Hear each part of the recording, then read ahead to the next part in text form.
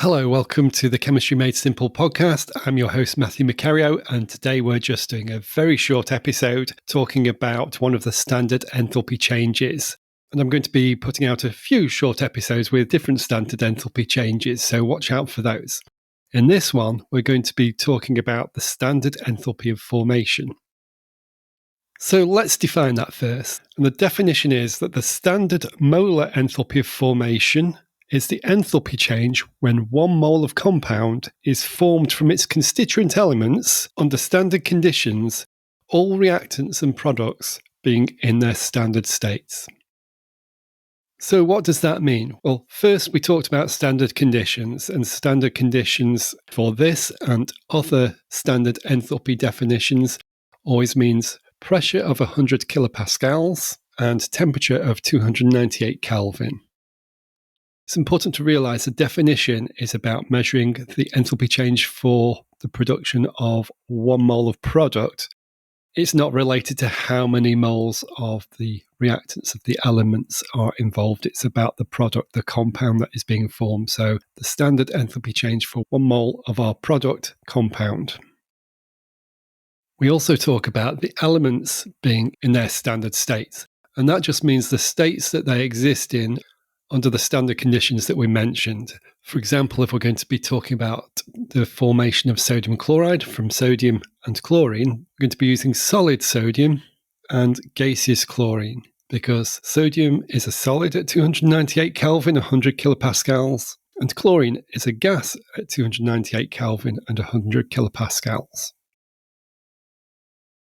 And something to look out for when we're asked to do a calculation as part of an exam question or an assignment is that elements in their standard state have zero enthalpy of formation because they are already their constituent elements. They're not being formed from something else. They have, by definition, a standard enthalpy of formation of 0.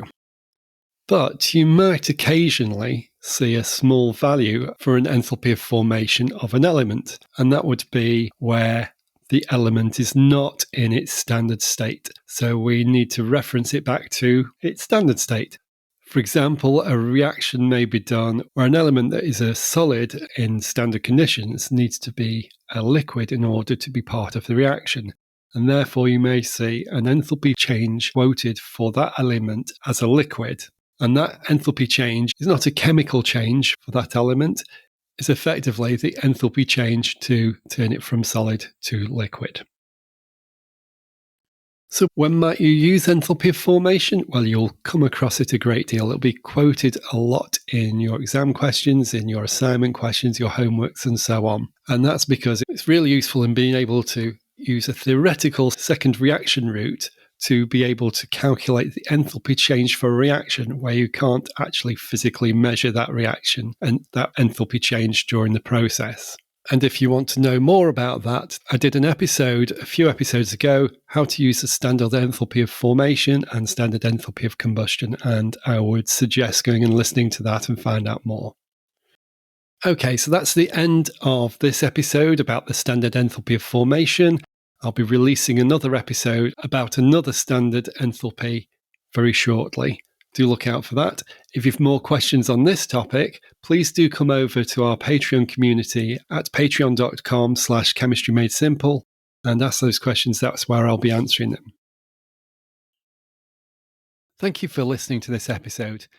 I hope you found it useful, and if you have had value from it, do consider visiting our Patreon community at patreon.com/chemistrymadesimple, where you'll be able to ask deeper questions about this topic and get more support for your studies too.